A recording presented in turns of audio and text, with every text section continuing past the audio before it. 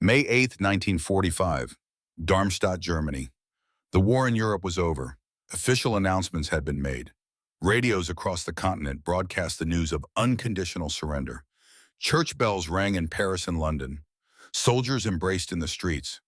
But in a dusty field 3 kilometers outside Darmstadt's ruined outskirts, 38 women still wore the gray uniforms of the Wehrmacht.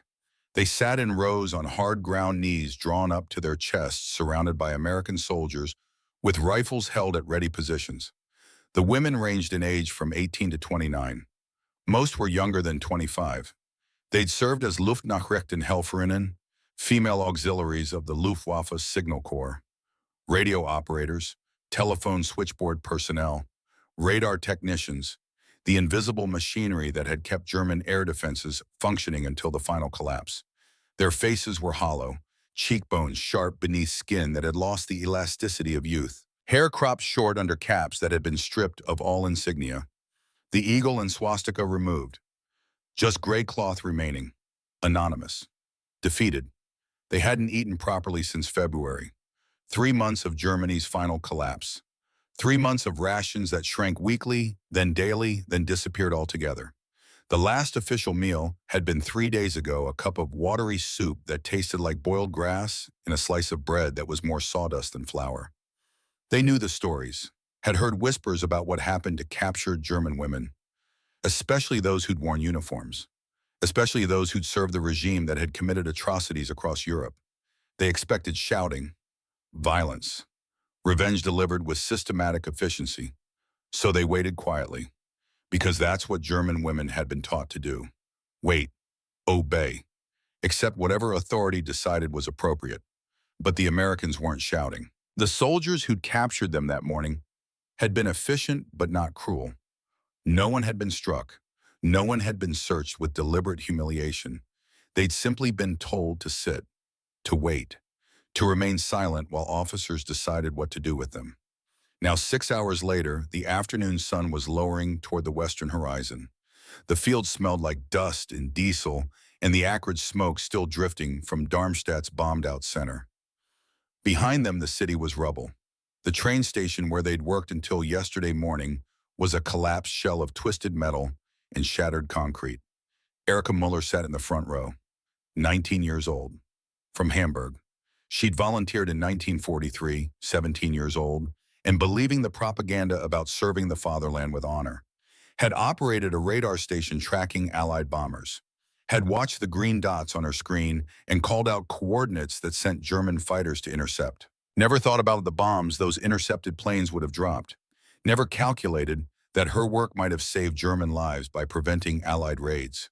Or maybe she had thought about it and decided that was what duty meant. Now duty was over. Hamburg was ashes. Her family's last letter had come in December. No word since. She didn't know if her mother and younger brother were alive. Didn't know if the house on Lindenstrasse still existed. Didn't know anything except that she was 19, starving and terrified of what came next. Ruth Becker sat 3 rows back. 21. From Munich. Conscripted, not volunteered. Drafted into service in 1944 when Germany started running out of men and began pulling women into military roles previously reserved for males.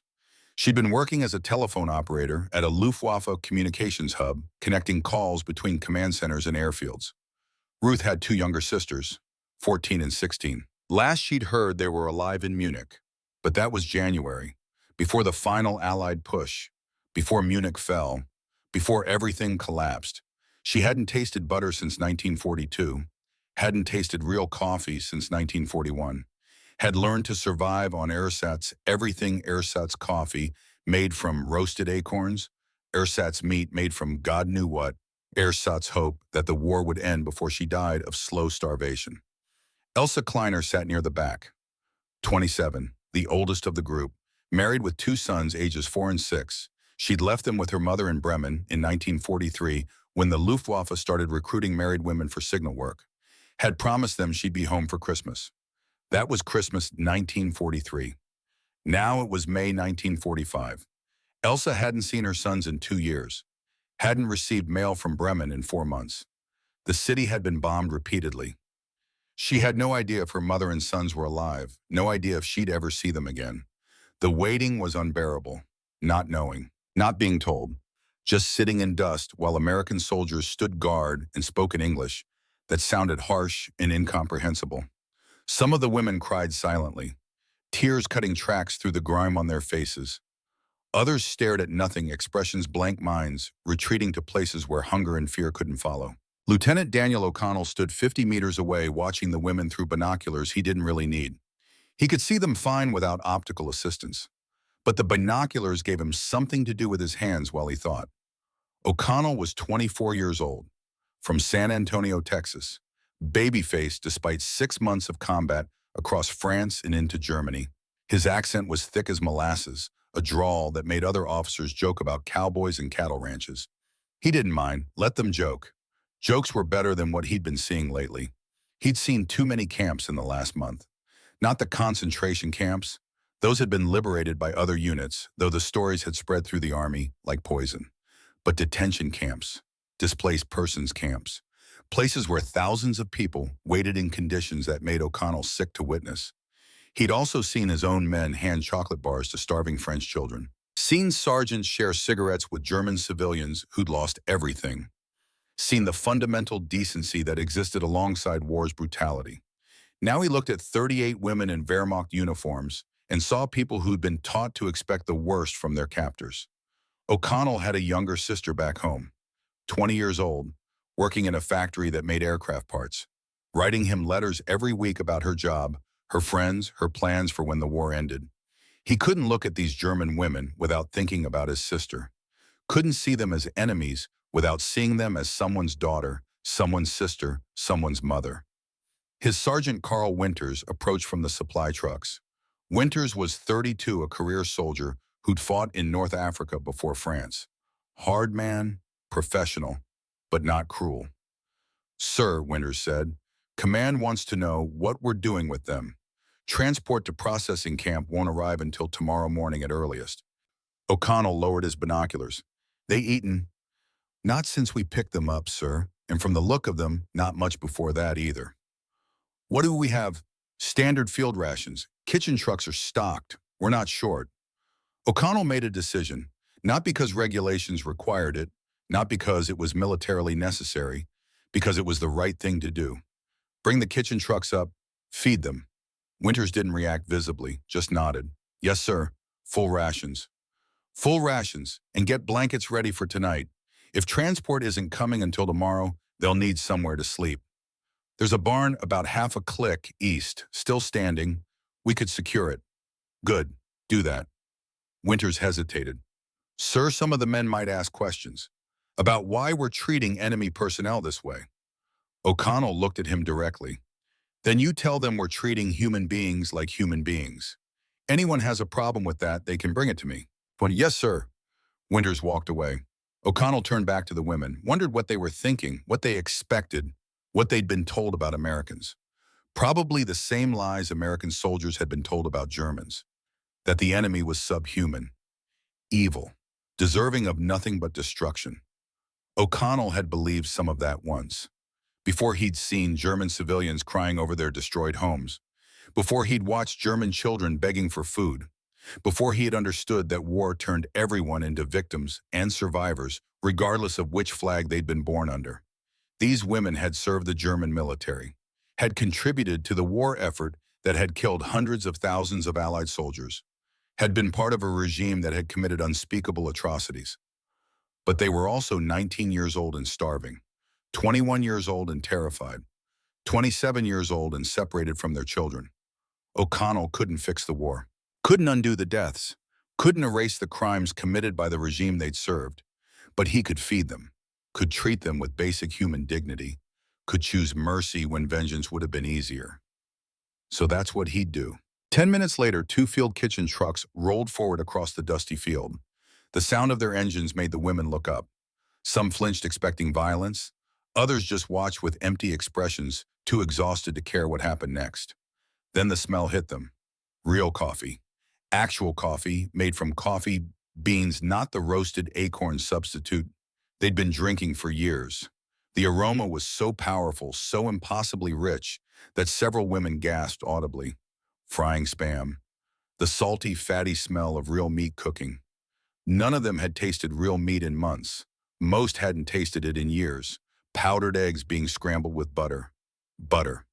The smell alone was almost unbearable. A luxury so distant it existed only in memory. Baking biscuits. Bread that was actual bread, not sawdust compressed into shapes that barely held together. The women smelled all of this and didn't believe it. Couldn't believe it. This had to be psychological warfare. A trick. A test. Something designed to break them mentally before the real punishment began. Some began to cry without sound, tears falling while their faces remained frozen in careful neutrality. Because showing emotion might be dangerous, might invite cruelty. Better to remain blank. Better to wait. Erica Mueller felt her stomach clench so hard it hurt. The smell of food, real food, triggered a physical reaction she couldn't control. Saliva flooded her mouth. Her hands trembled. She pressed them against her knees to stop the shaking. Ruth Becker closed her eyes, tried to breathe through her mouth to avoid the smell. Failed. The aroma was everywhere. Inescapable. Her body responded with desperate hunger that bordered on pain. Elsa Kleiner thought about her sons, wondered when they'd last eaten properly, wondered if they were smelling food right now, wherever they were, or if they were still hungry, still waiting, still suffering. The kitchen truck stopped 30 meters away. American soldiers began unloading equipment, setting up serving stations, moving with practiced efficiency that suggested this was routine. Normal, just another meal service. But nothing about this was normal. Lieutenant O'Connell approached the women with a clipboard and an interpreter. The interpreter was Private Joseph Hoffman, a German-American from Pennsylvania whose grandparents had emigrated in the 1920s. His German was accented but fluent. O'Connell walked down the rows slowly, asked through Hoffman if anyone was wounded or seriously ill. A few hands rose hesitantly. Women with infected cuts, one with a persistent fever, another who'd twisted her ankle during the chaotic retreat. O'Connell marked each case carefully on his clipboard, made notes, told them they'd see a medic after the meal. Then he did something that shocked every woman present. He walked to the kitchen truck, filled a mess tin to capacity, scrambled eggs piled high, 2 biscuits dripping with butter, a thick slice of Spam, a spoonful of peach jam on the side, a metal cup filled with real coffee cream and sugar already added. He carried this back to the first row, approached Erica Mueller directly. Erica stared at the food. Her mind couldn't process what she was seeing. This much food in one place. For one person. It was impossible. Had to be impossible. O'Connell smiled, not the smile of a victor enjoying an enemy's humiliation, just a simple, genuine smile. He said something in English that Erica didn't understand. Hoffman translated. Essen bitte, eat please. Erica's hands shook as she reached out. The mess tin rattled when O'Connell placed it in her grasp. The weight was shocking, heavy with food, warm, real.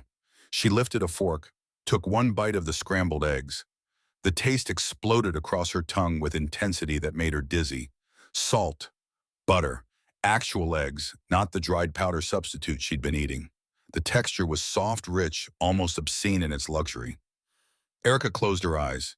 Tears slid down her cheeks, cutting through grime and dust. She couldn't stop them, couldn't control the response. The food was so far beyond anything she'd experienced in years that her body simply broke. She whispered something in German, barely audible. "Es ist das beste Essen, das ich je hatte." This is the best food I've ever had.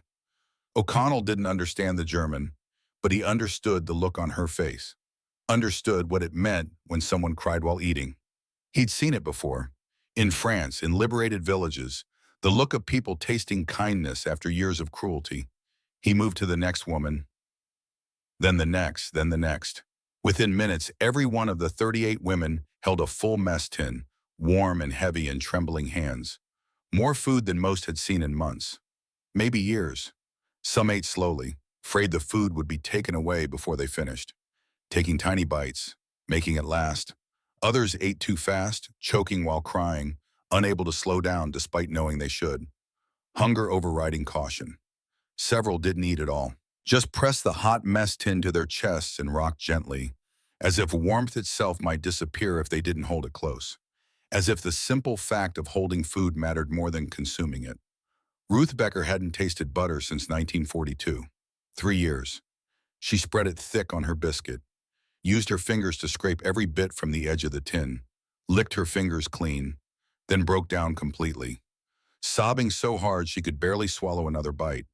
The butter tasted like memory, like childhood, like a world before the war, when food was abundant and nobody went hungry, and butter was something you spread on bread without thinking about it.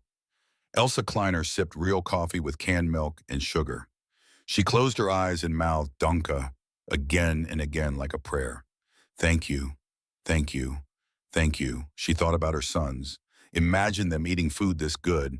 Imagine them safe and fed and cared for. Held on to that image like a lifeline while tears fell into her coffee. The American soldiers watched in silence. Some looked uncomfortable, didn't know where to put their eyes while women cried over scrambled eggs. Others looked sad, thoughtful, processing what they were witnessing. Many had sisters, wives, sweethearts. Some had daughters. They couldn't watch these German women cry and not think about their own families. Couldn't see enemies when what they saw was humanity stripped to its most basic need: food, warmth, kindness. Private James Morrison, 20 years old from Ohio, slipped a Hershey bar to the woman sitting nearest to him. She was 18, blonde, reminded him of his cousin back home. She took the chocolate like it was made of gold, held it to her nose and breathed in the smell before taking the smallest bite possible. Corporal Edward Chen, 23, from San Francisco, lit a Lucky Strike cigarette and passed it down the row. The woman who took it inhaled deeply, held the smoke, exhaled slowly, closed her eyes like she was in church. Soon the air filled with cigarette smoke and the sound of women chewing, crying, trying not to sob all at once. The field no longer felt like a place of surrender. It felt fragile, human, like something precious and temporary that could shatter if anyone moved too quickly. Lieutenant O'Connell sat down on the ground with the women, not standing over them, not maintaining distance, just sitting, sharing the same dirt, the same air, the same moment. Through Hoffman's translation, he asked where they were from, what they'd done in the war, whether they had families waiting. The answers came slowly at first, then faster, then in a flood.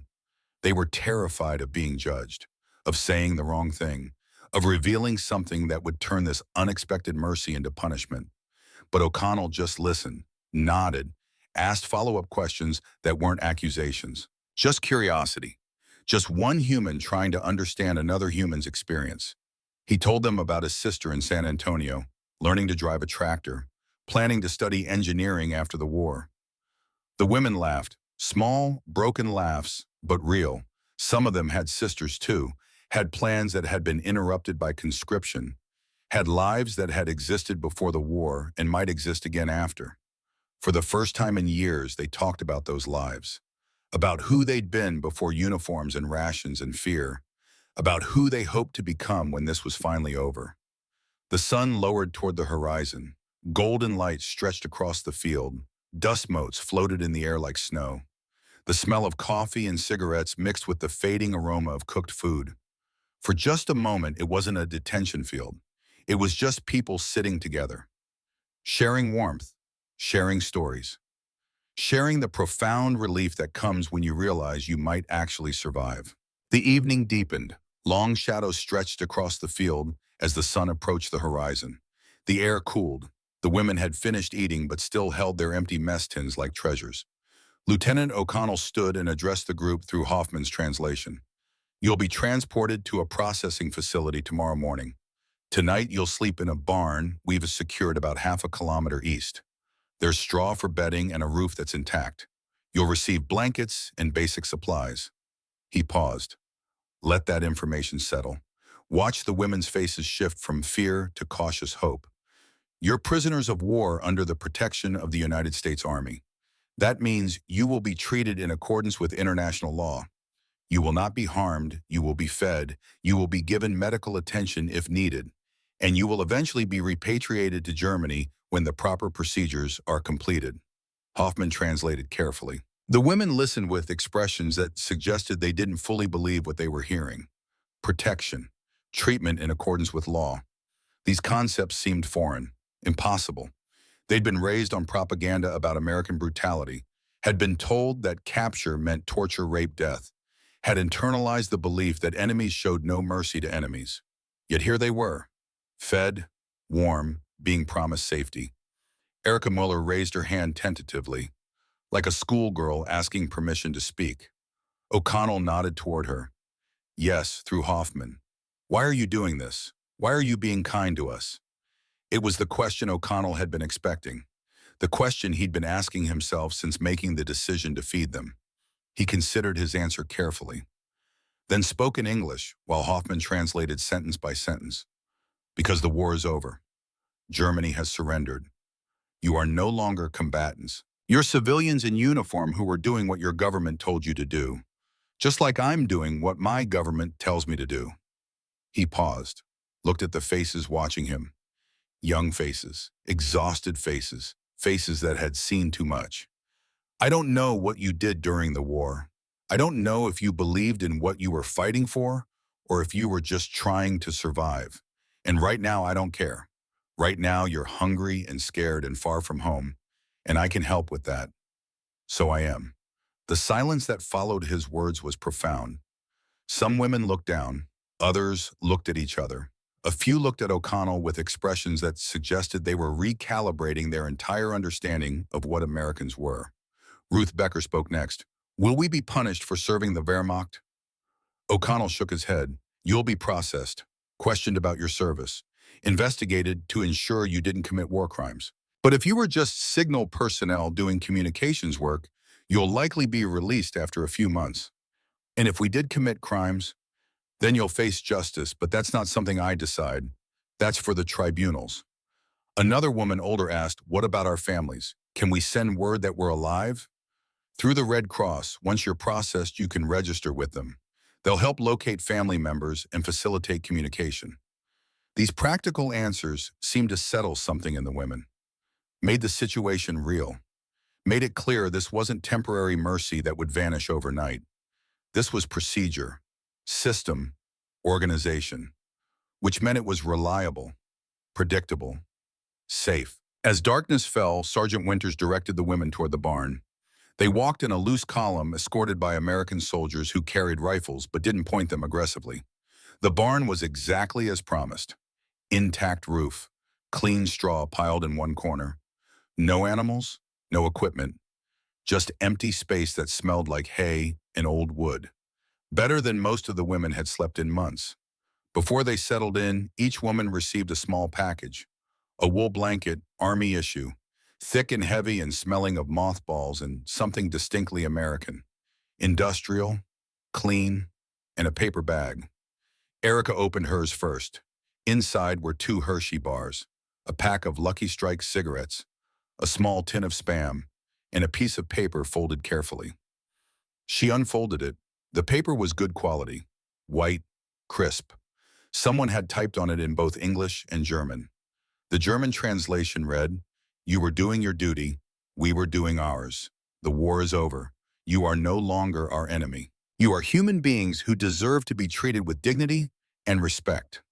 Welcome to the beginning of peace, signed 87th Infantry Division, United States Army, May 8, 1945. Erica read it 3 times, then pressed the paper to her chest and cried for the 3rd time that day. Around her, other women opened their bags, found the same items, read the same note, responded with the same tears. Ruth Becker folded her note carefully, placed it in the inside pocket of her tunic, closest to her heart. She'd keep it there for the next 50 years. Elsa Kleiner held hers in both hands, read it slowly, mouthed the words, let them sink in. You are no longer our enemy. You are human beings. When was the last time someone had called her a human being? When was the last time she'd felt like one? The women spread their blankets in the straw. Some shared to make thicker bedding. Others kept individual spaces. But all of them wrapped themselves in American wool and felt warmth they hadn't experienced in years. Lieutenant O'Connell made a final check before the guards locked the barn for the night. Not locked to imprison, locked to protect, to ensure no one bothered them, to give them the security of knowing they were safe until morning. Get some rest, he said through Hoffman. Breakfast will be at 0700, then transport to the processing facility. He paused at the doorway, looked back at the 38 women settling into straw beds under American blankets. You survived the war, he said quietly. That's enough. Now focus on surviving the peace. The door closed. The barn settled into darkness, broken only by moonlight through gaps in the walls. The women lay in silence. Then someone began to sing. Quietly, a German folk song from childhood, about fields and harvest and simple joys. Others joined in, soft harmonies, voices that hadn't sung in years remembering how. The song filled the barn with something that wasn't quite hope but wasn't despair either. Something in between, something human. Outside, the American guards listened, didn't understand the words, but understood what it meant when people who'd been silent started singing. Morning came with pale light filtering through the barn walls. The women woke slowly. Some had slept deeply for the first time in months. Others had dozed fitfully still, unable to fully trust that safety was real. Erica Mueller woke with the note still clutched in her hand. She smoothed it carefully, folded it, placed it in her pocket where Ruth had placed hers. These notes would become treasures, proof that mercy had existed, that in the ruins of war, someone had chosen kindness over vengeance. Breakfast arrived at 0700 as promised. More scrambled eggs, more biscuits, more coffee.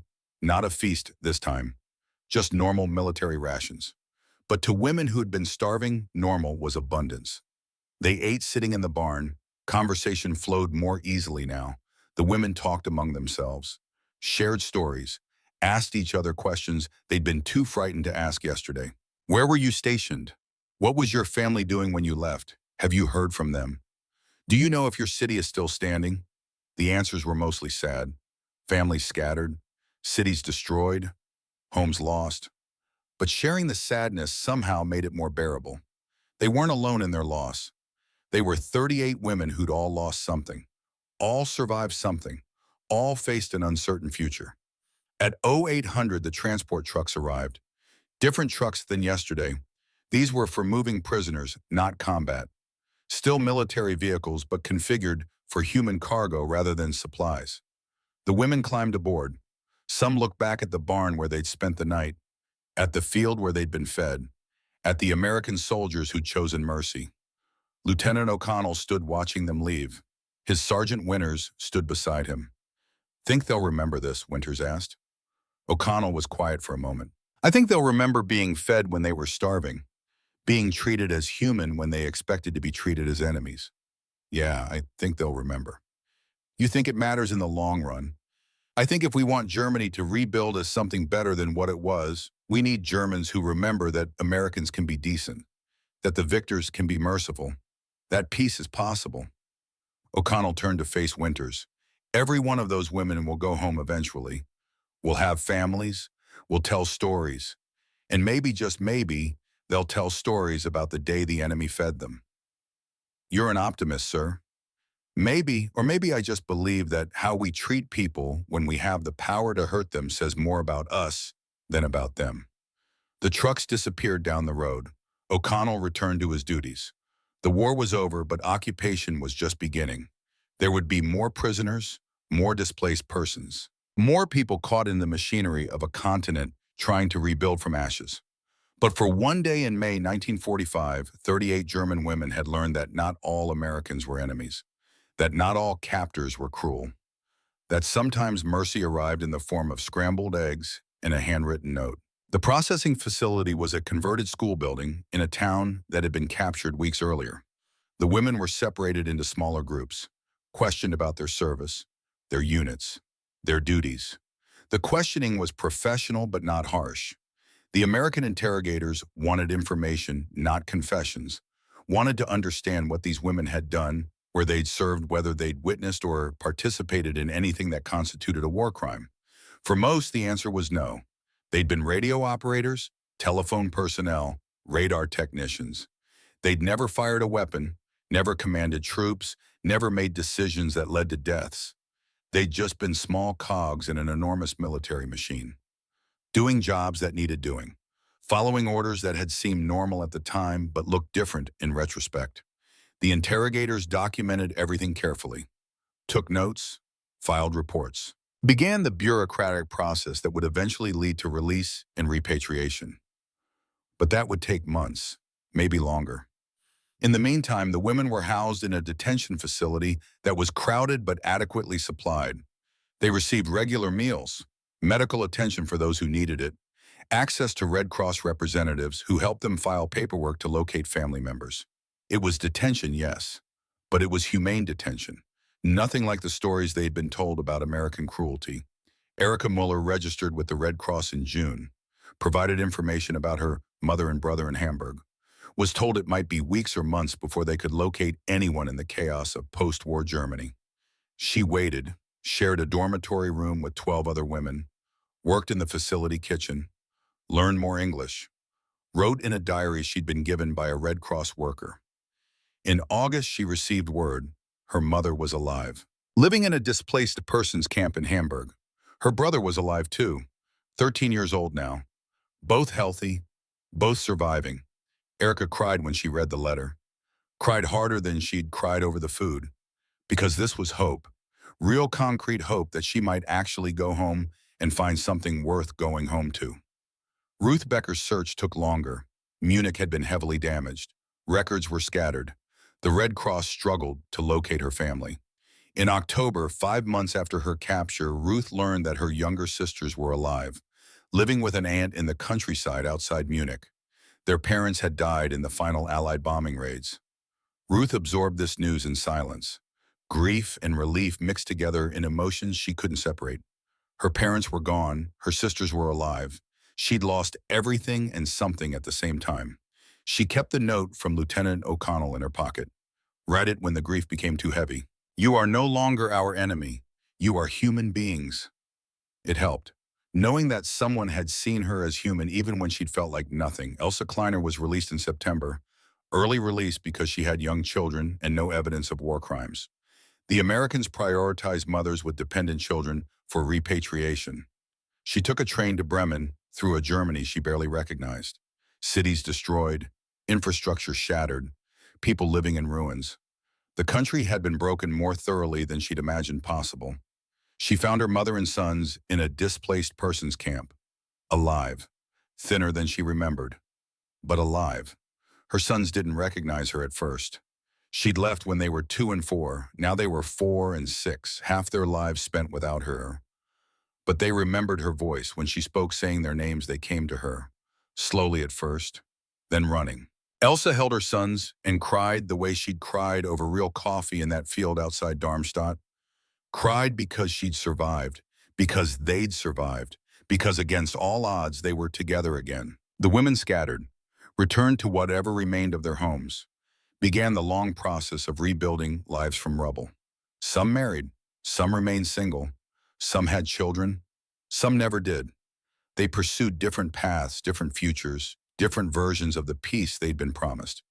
But they all kept the notes, folded carefully, stored in safe places. Proof that they'd survived, proof that mercy had existed, proof that one day in May 1945, the enemy had fed them and treated them as human beings. They didn't talk about it much, couldn't explain to people who hadn't been there what it meant to taste butter after years of deprivation, to be shown kindness after years of cruelty, to be seen as human after years of being treated as less than. But they remembered every time they tasted real coffee, every time they smelled biscuits baking, every time they saw American soldiers in newsreels or photographs. They remembered. The memory stayed with them, not as trauma, as grace, as proof that even in war's darkest moments, individuals could choose mercy over vengeance.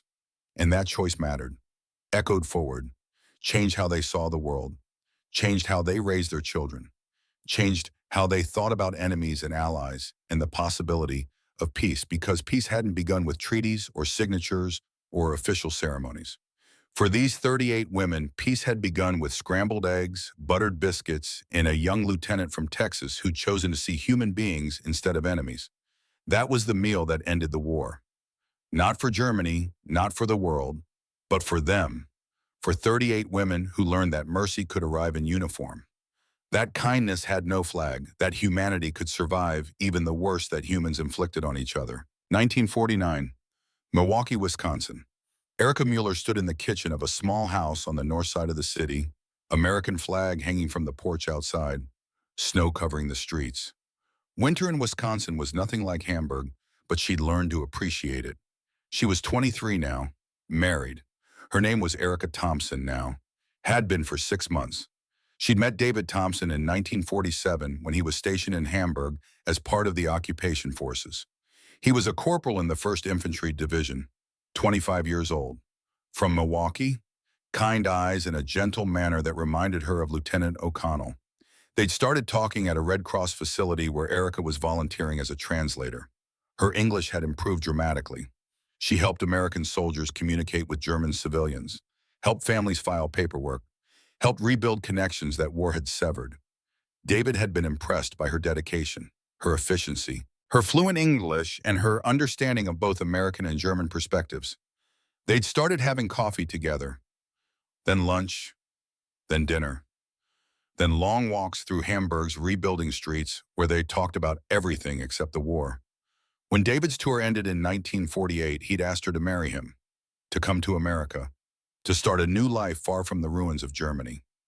Erica had said yes, not because she was desperate to leave, but because she genuinely loved him, because he treated her with the same kindness O'Connell had shown, because he saw her as a person first and a former enemy soldier never. Now she was American, legally, officially, a naturalized citizen who spoke English with a slight German accent that made her sound exotic rather than foreign. She was making biscuits, American-style biscuits, from a recipe David's mother had taught her, flour baking powder, buttermilk, simple ingredients that produced something miraculous when combined properly. Erica used too much butter. Always. More than the recipe called for, more than was strictly necessary, but she couldn't help it. Every time she made biscuits, she remembered May 8th, 1945. Remembered the smell, the taste, the overwhelming relief of food when she'd been starving.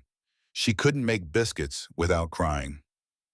Even 4 years later, even in safety and abundance and peace, David walked into the kitchen, saw her wiping her eyes with the back of her hand, flour dusting her fingers.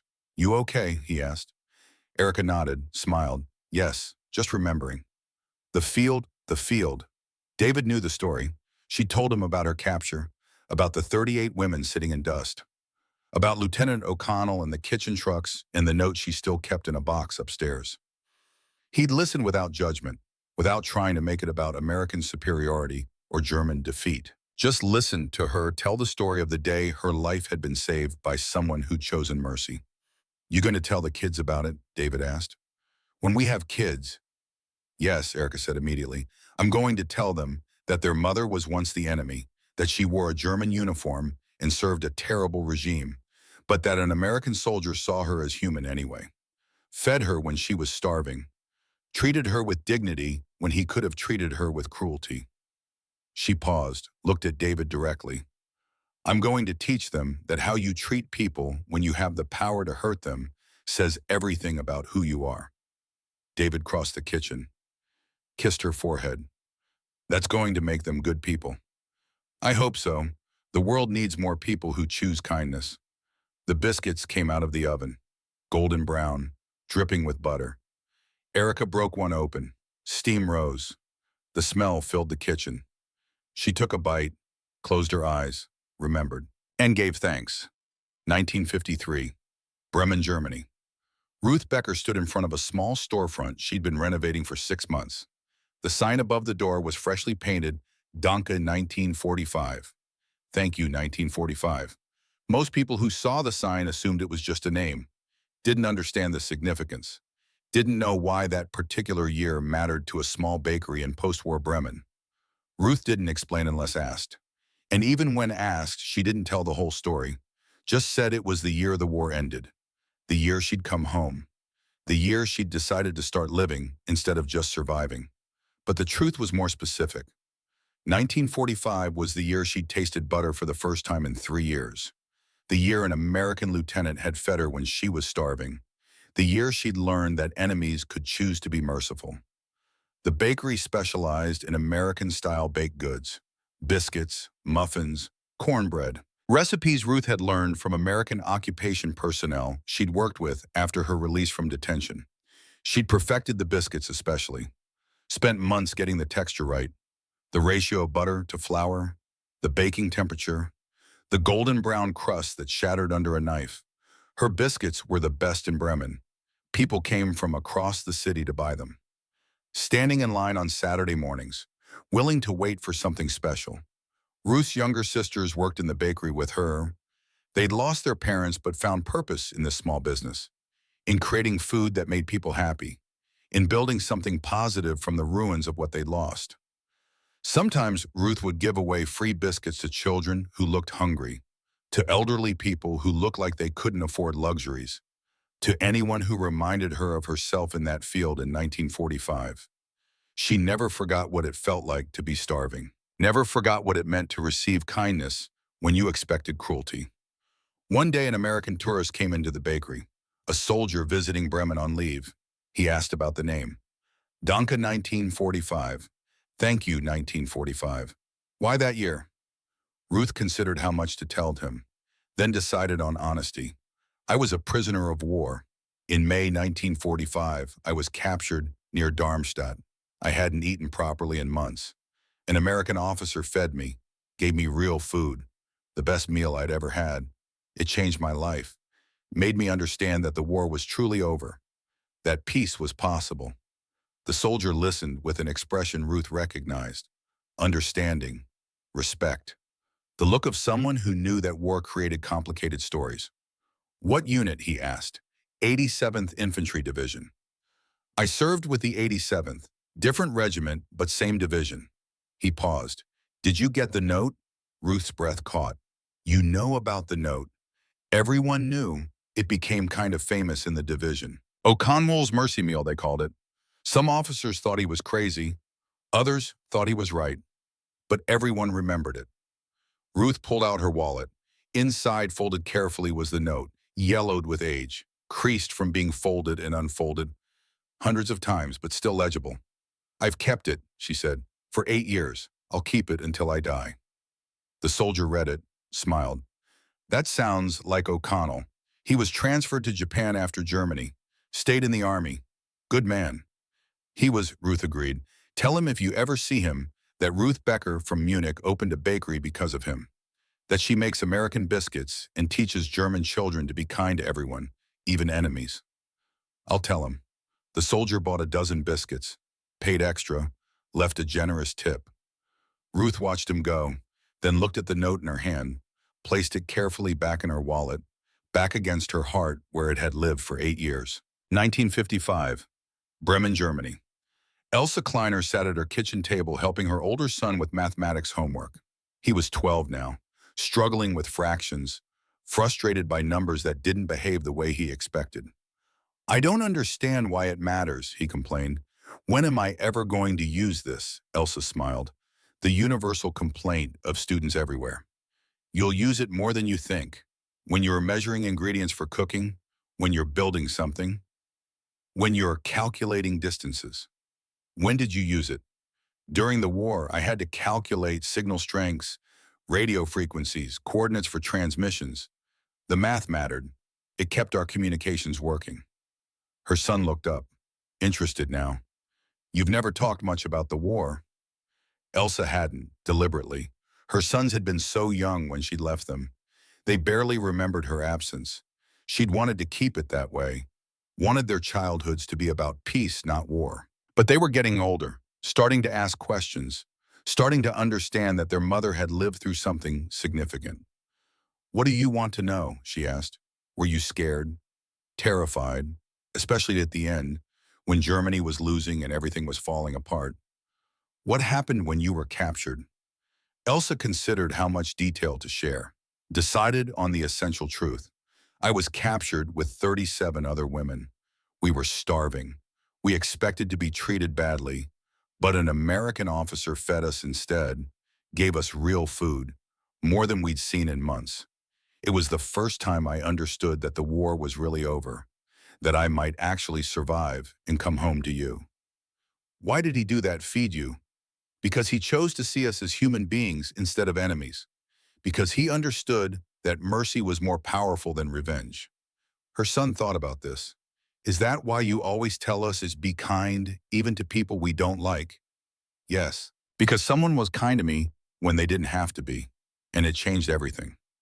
That night after her sons were asleep, Elsa pulled out the box where she kept important documents, birth certificates, marriage certificate, her late husband's military records. He died in 1952, cancer. The war had ended, but its effects lingered in bodies damaged by deprivation and stress. At the bottom of the box was the note from May 8, 1945. Elsa unfolded it carefully. Read it again, though she'd memorized every word years ago. You are no longer our enemy. You are human beings who deserve to be treated with dignity and respect. She'd read this note hundreds of times, in moments of despair, in moments of doubt, in moments when she questioned whether humanity still existed in a world that had produced such horror. The note reminded her that yes, humanity existed. Even in war, even in the darkest moments, individuals could choose kindness, could choose mercy, could choose to see people instead of enemies. That was the lesson she wanted to pass to her sons, not the details of her service, not the specifics of her capture, but the fundamental truth that how you treat people matters, especially how you treat people when you have the power to hurt them. Elsa refolded the note, placed it back in the box, closed the lid. Tomorrow she'd teach her sons more about kindness, about mercy, about choosing to be human even when it would be easier to be cruel. Because that's what Lieutenant O'Connell had taught her. And that lesson deserved to be passed forward. 1978, Darmstadt, Germany. 21 women gathered in a field outside the city. They ranged in age from 51 to 60. Gray hair, lined faces, bodies that bore the marks of age and experience. But they all remembered being young, being starving, being terrified. They had organized this reunion through letters and phone calls over the previous year, tracked each other down through old records and Red Cross databases, found each other across 3 decades of life, lived in different cities, different countries, different circumstances. Not all 38 original women could attend. Some had died. Some couldn't afford the travel. Some chose not to revisit memories that were still too painful. But 21 came, brought children, grandchildren, a few American husbands.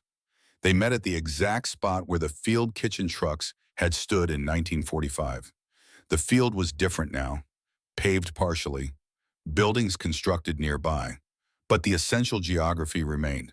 They could orient themselves, could point to where they'd sat, where the kitchen trucks had been, where Lieutenant O'Connell had first approached with food. Erica Thompson was there, flew from Milwaukee with her husband David and their 3 children.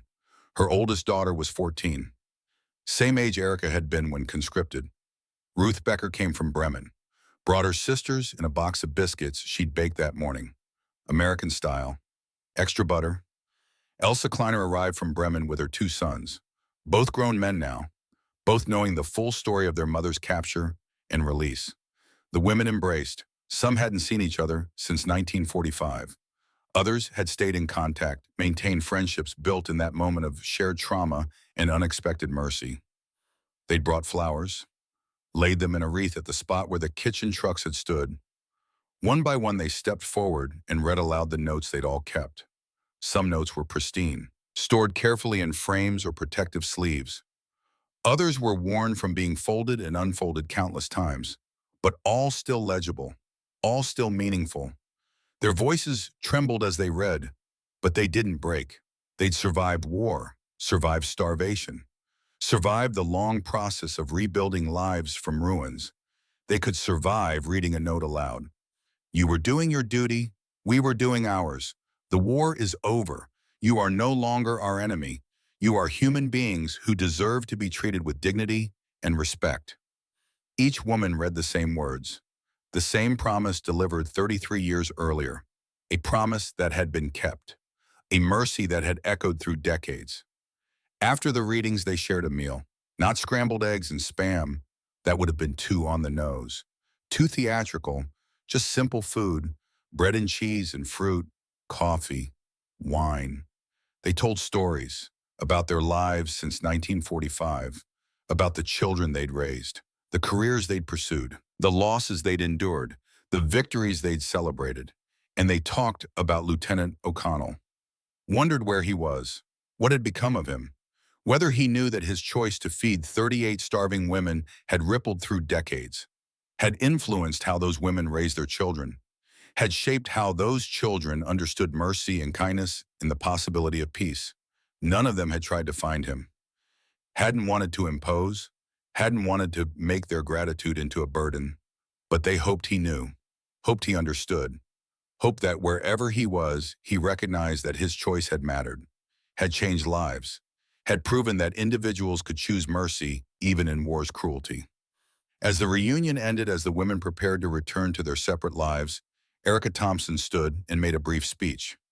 "We came here today to remember, to honor what happened on this spot in May 1945. But I think we also came to promise that we'll pass this story forward, tell our children and grandchildren, make sure they understand that mercy matters, that kindness transcends borders and ideologies, that choosing to see humanity in enemies is the only way peace becomes possible." She held up her note. "This piece of paper is our legacy, not because it's valuable, but because it represents a moment when someone chose to be better than war required. When an American officer saw German women not as enemies to be punished, but as human beings to be helped." She paused, let the words settle. "We owe it to Lieutenant O'Connell and to all the American soldiers who showed us mercy to pass this lesson forward, to teach our descendants that the measure of humanity isn't how we treat our friends, it's how we treat our enemies when we have the power to hurt them."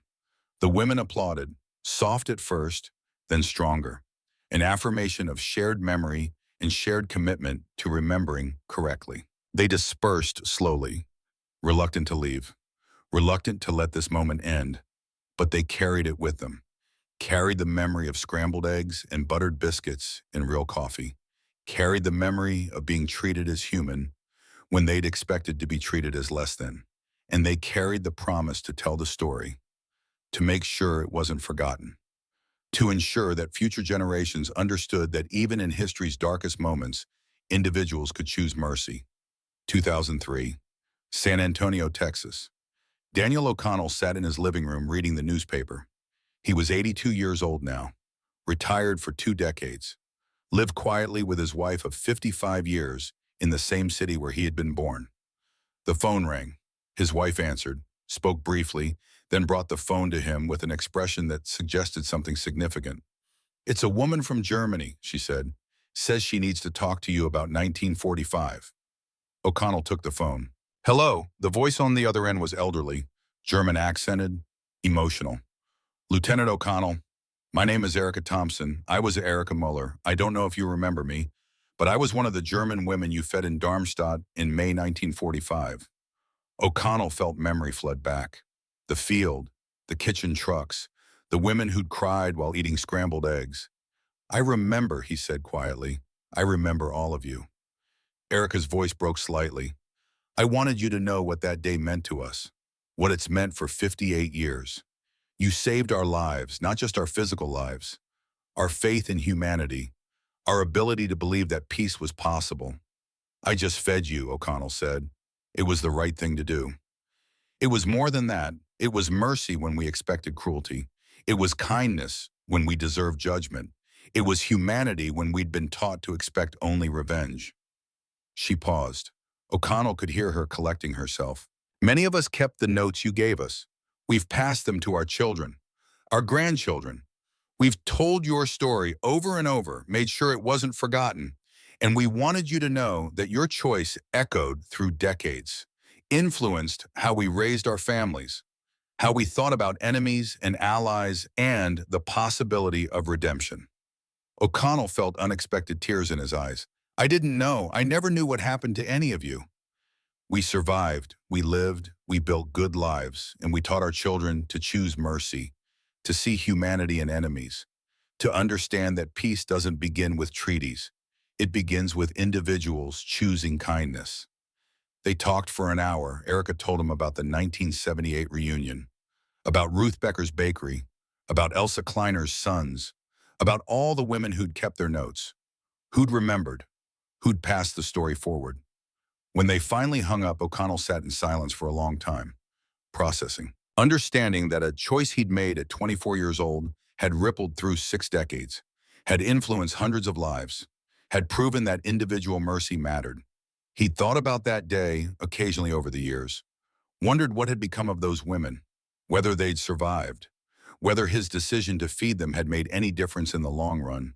Now he knew it had made all the difference. The story of the meal in Darmstadt became part of family lore, passed from generation to generation, a story about scrambled eggs and buttered asparagus, and the day the war truly ended for 38 German women.